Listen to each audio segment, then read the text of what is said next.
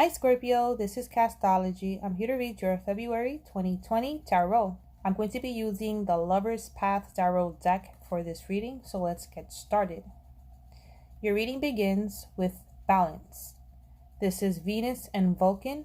Venus is, of course, the goddess of love, beauty, and everything sweet. And then we have Vulcan, an ironsmith, rigid, rugged, old, and a bit rough on the edges, you know?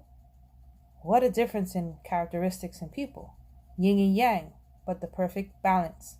So this for me seems like you're trying to find a middle ground regarding your emotional aspects of your life and your direct impulses and reactions with your passions. The next card that I have here is desire. So forget about that balance, because this is moving forward with conviction and a whole lot of passion. This is Tristan and Isolde, the forbidden love, pretty much. So for these two people to be here present after that card, this actually trumps that other major arcana. Okay, this is a Chariot card. So you're moving forward with conviction towards this passion. There is no balance. There's no reason right here. Forward movement, that's it, with conviction. So what happens is that we have Mark of Cornwall, which is basically Tristan's father, the man who raised him. Okay, because Tristan was an orphan, and that woman that he's embracing was his wife. So we have this mature emotional maturity right here, empathetic, someone who's been there, done that, okay? To be here reflecting on the choices they made thus far, sitting on their throne. And now we have the Prince of Staves, which is Siegfried, the violent, true man of heart and fire and integrity. The one that was able to go through that ring of fire and rescue Brunhilde, actually. Okay? This is having passion, running for it, gunning it, going for it, but holding on and understanding this with integrity, first and foremost. So this could be some sort of level of virtuism that you are trying to entangle yourself with, or figuratively put into place to find that balance that you're seeking.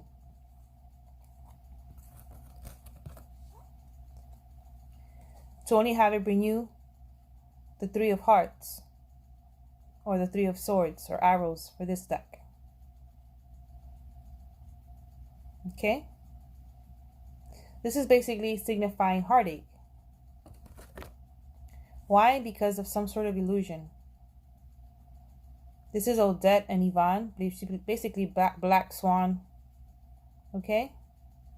The story goes that in order for her to become human, she had to fall in love, for she wouldn't, fade away. But eventually, this is a drastic story. The sorceress who changes her into a swan does so with the man who agrees to love her, for him to eventually disappear into the wilderness and lose who he is or what he's about, to hear her crying and for him to snap out of that spell, to go back to her and find out that she's fading away. So he rescues her right then and there. But it was, already too late. So you're realizing there's some sort of illusion on how you're going about a situation at this time regarding some sort of balance that you're seeking in matters regarding the heart. Because now I have here Grace. This is Dante and Beatrice. Dante loved Beatrice so much that he couldn't formulate the words to even speak to her. He was like, she's an angel. She fell from heaven. How am I going to even tell her anything? The words couldn't come out of his mouth. I quote whoever said that before. Okay?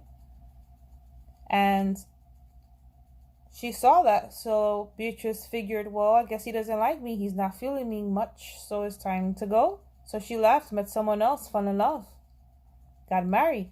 And Dante was stuck to face this by himself. So he had a dream with some god and vowed that he would forever write poetry of her and to her, to the point that it was going to be so real and so deep in his might to produce these poems as if he was living with her, and because he told himself, if I can't physically be with her right now, it's going to happen in the afterlife. That's why he's holding that heart there all ablaze and passionate, because that's exactly what his aim was, to meet her there, because he knew the connection would be made. That's how pure and so strong their love was. So basically, I'm wishing on a star to follow you where you are. And this could be a situation where you could be involved with someone who's been coming around a lot, like Sue, that sounds like kind of those kind of people. Your reading ends with Judgment, and this is basically Tannhauser and Elizabeth. So Tannhauser runs off to his own little adventures, and he tells her, I'll be back. And he leaves his little adventure, he meets Venus, falls in love, and she takes him off to his kingdom. So what happens is, while they're there, he spends a long time there. He figures like, why am I even here? I love Elizabeth. I gotta go back. So he leaves Venus and comes back to Elizabeth. So by the time he gets back to Elizabeth, she's already like exhausted and drained from his love, that as soon as she embraces him, she collapses and fades away. Very deep, right? So it seems to me that whatever balance that is being sought or you're seeking at this time, someone needs to speak up and address what it is exactly that they want, because it seems to me that these are two major arcanas, okay? And the energies behind them speaks a lot of volumes, so please take it how it resonates. But what I'm kind of gathering based on the stories and what I'm trying to like formulate here is, if there's some sort of balance that you're trying to seek, the imbalance is going to continue towards the end. And these are major arcanas and major choices that you're going to have to make. So someone's going to have to decide that they're going to have to make that choice to speak up and say exactly what it is that they want. Could it be that someone is not speaking up because they may feel intimidated by someone else? Why? I'm not quite sure. It could be that maybe, it could be so many factors that someone may feel intimidated by someone, but it's not in a bad way that they just don't want to be with you. It's just that you're so special, you shine like a star, that they can't even comprehend how they can even tell you exactly what they want, because they know that you're so, I guess, so knowledgeable, so great, or so wonderful, or whatever the case is, how they feel about you, you know? This like Dante right here. And then with this, allowing the person to leave and come back is not going to continue to work. So you have to speak up to, if they choose to leave and do as they wish, but come in a way that's going to be agreeable to you, that you won't have to be there drained waiting for somebody to appear. No, they have to have a plan with you or formulate a situation. But how you're going to address it, how you're going to express yourself, is where it's going to matter. It's going to matter, and it's going to dictate where this is going to lead to, or where you want this to go. So the question is the following, because there's a lot of passion in here, Scorpio. If you feel like you could see yourself with this person 5, 10 years from now, 15 years from now, then you better start talking like that. You don't have to make anybody feel pressured or pretentious, but if you're obviously dealing with somebody, you know the connection is there and it can't compare, and it's been going on for a while, be like, hey, wait a second, we've been doing this for a minute, and this is how I feel, and I could see ourselves being together in such and such time. However, I do want to make some moves and invest with you to see how we can make something. Like, if you really see yourself with me, like, what are you willing to do with me? Like, what can we do together to get things going, or make a plan, or whatever the case is that could actually lead us towards like a goal, or towards you trying to head to. Because I'm not trying to make anybody's life impossible, because we're both at a certain level at our lives, and today is today. We're not quite sure about tomorrow, but we do know this much. And let's work on what we know. And you take it from there, kind of. All right. And you formulate a way that you incorporate your integrity, your values, and your morals into the situation. But you have to be very realistic as well, because that's what the illusion card is signifying. There's a need for that to be released. So with the sake of the reading, the balance card is basically, I'm going to tell you the zodiac signs now. This is Sagittarius. You have Desire. This is Cancer. Chariot. King of Cups, Scorpio, Cancer, Pisces. You have King of Staves, Siegfried. This is passion, hot passion, control though. We have here Aries, Leo, and Sagittarius.